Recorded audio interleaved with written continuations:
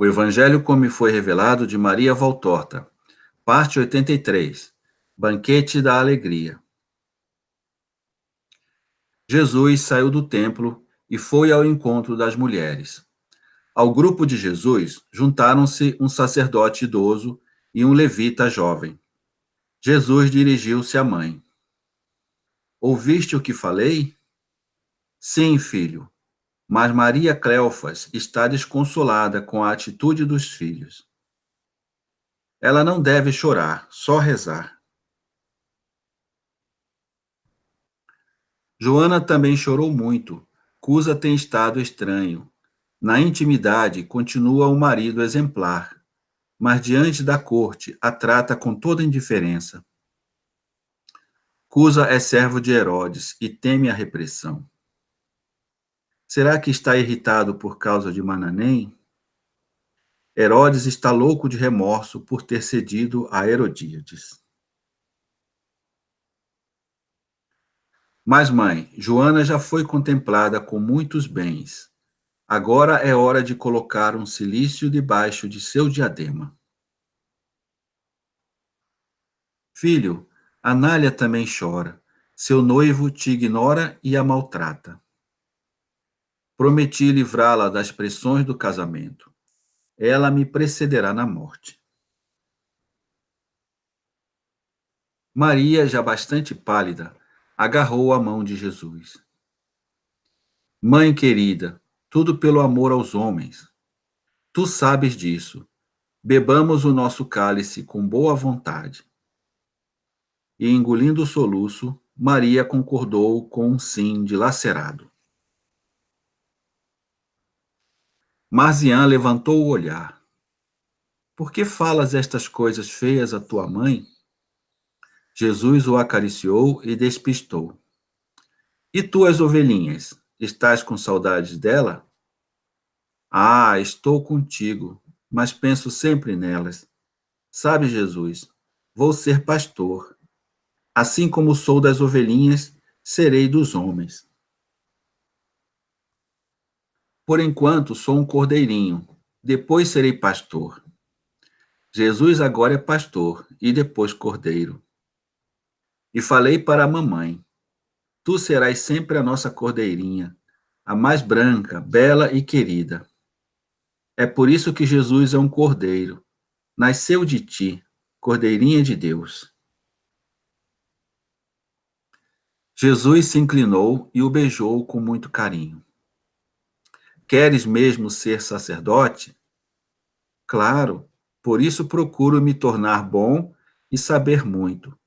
Quero ser pastor das ovelhas perdidas e médico pastor das machucadas. Pedro chegou. Mas o que está acontecendo com este moleque para estar pulando de alegria? Ele está vendo seu caminho com toda clareza, até o fim. E eu consagro esta visão com o meu sim, disse Jesus. Foram até uma bela casa num bairro nobre de Jerusalém. Esta é a casa que Lázaro nos ofereceu para o banquete da alegria na festa dos tabernáculos. Madalena está à nossa espera. Eu lhe pedi que ficasse para evitar provocação no templo. Enquanto puder, não quero provocá-lo. Pedro reagiu.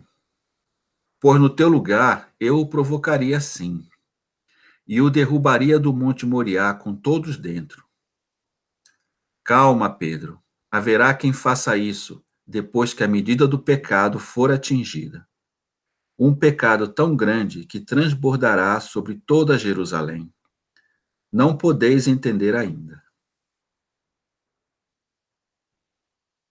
Nesse momento, Marta abriu as portas. Pelo longo átrio, chegaram a um pátio, onde havia uma ampla sala com terraços laterais. Das janelas se avistava toda Jerusalém. Mesas e mais mesas, paralelas uma das outras, arrumadas para acomodar centenas de pessoas. Madalena entrou e se prostrou diante de Jesus.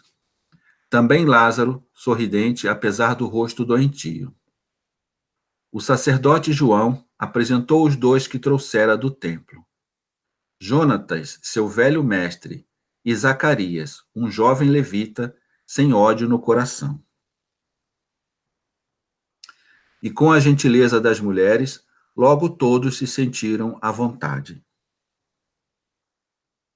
O patriarcal Jonatas, ao lado de Jesus, disse: Quase não saio mais, mas quando João falou sobre a cura de sua filha, quis conhecer-te antes de morrer. Hoje te ouvi no templo e acredito que superas a Iléu. Não posso duvidar de que sejas o esperado. Tenho bebido a fé de Israel há quase 80 anos, e ouvir-te foi como beber de uma fonte fresca, uma água virgem. Mas estou saturado dessa velha e pesada água que vem de muito longe. Como sair dessa saturação para gostar de ti?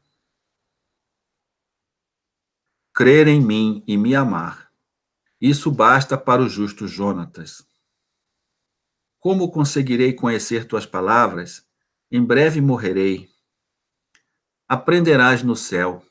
Só morre para a sabedoria os condenados. Quem morre na graça, viverá na sabedoria eterna. Deus está sendo odiado pelo seu povo. Portanto, fazei penitência para não serdes esmagados pelas culpas. Vem, sacerdote de Israel, és o patriarca entre nós. Cabe a ti oferecer e abençoar.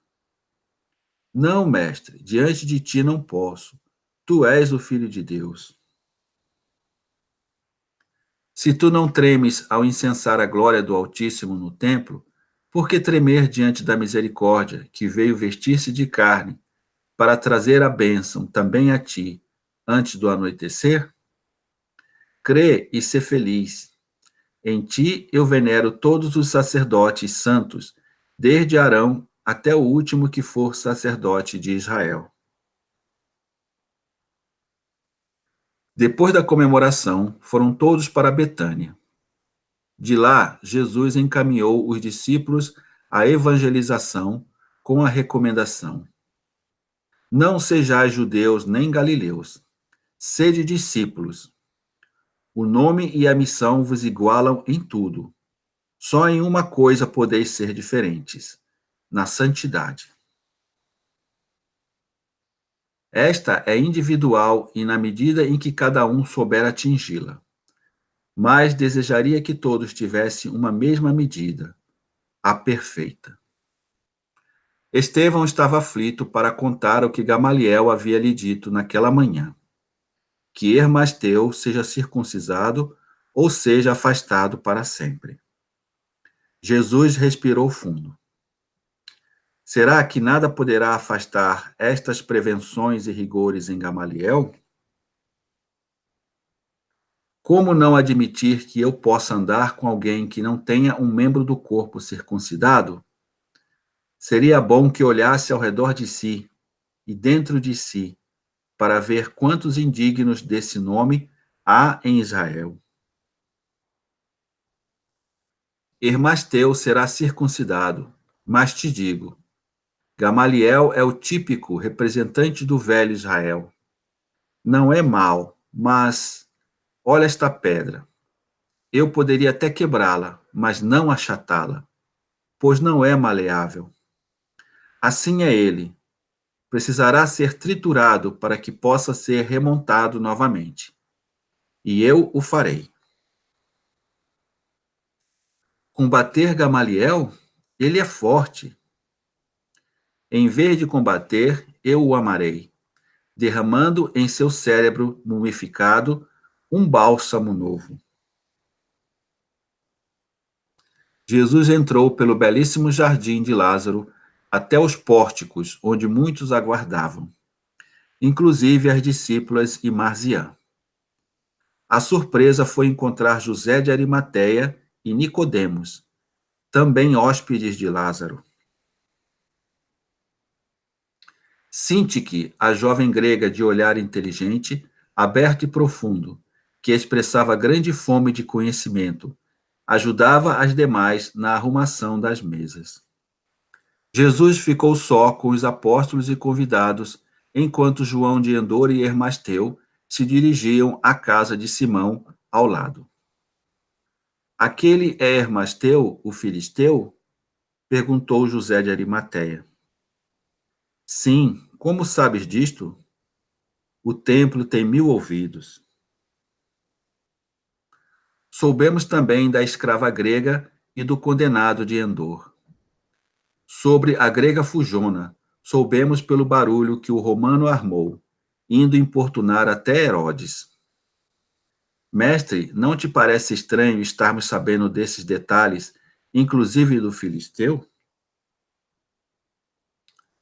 É e não é. Tomarei providências quanto a isso. Mas deves excluir João de Endor. Jesus reagiu com severidade. Não vedes que ele se consome na penitência e no amor? Gostaria de ter muitos Joãos de Endor entre meus servos, e que tu, José, e tu, Nicodemos, tivesses o coração dele. Igualmente digo isso à serpente vil e delatora que se esconde debaixo da veste de amigo e que exerce a espionagem antes de se tornar assassino. Todo delator já é um demônio. Os apóstolos inquietos se expressaram, inclusive Judas, que deu uma resposta cínica. Há seres que sempre poderão fazer mal. Ficai sabendo que, quanto à circuncisão de Hermasteu, tudo já foi providenciado. Por amor a mim e para evitar perseguições, ele abraçará esta relíquia de Israel. No tempo de Cristo, a circuncisão não será necessária. Basta vontade, amor e retidão de consciência. Agora dizei, aonde circundaremos a grega? Em que ponto de seu espírito, já que por si ela soube sentir a Deus melhor que muitos de Israel? Diante do silêncio, Jesus encerrou. Antes de sair, quis saber sobre o patrão de Sintique. Pilatos o embarcou para a Itália, para não ter mais aborrecimentos junto a Herodes. Os que tem já são o bastante. Pedro se segurava. Eu só quero saber quem é o delator, o espião e informante dos fariseus. Somente nós sabemos certas coisas. Só pode ser um demônio que informa o sinédrio sobre basta, Simão Pedro, eu te ordeno. E eu obedeço, ainda que às vezes do coração se arrebentem de emoção. Infelizmente, a beleza deste dia foi-se embora. Não, vem cá perto de mim. Vamos falar do que é bom. Vem. Próximo capítulo, Deuses do Hades.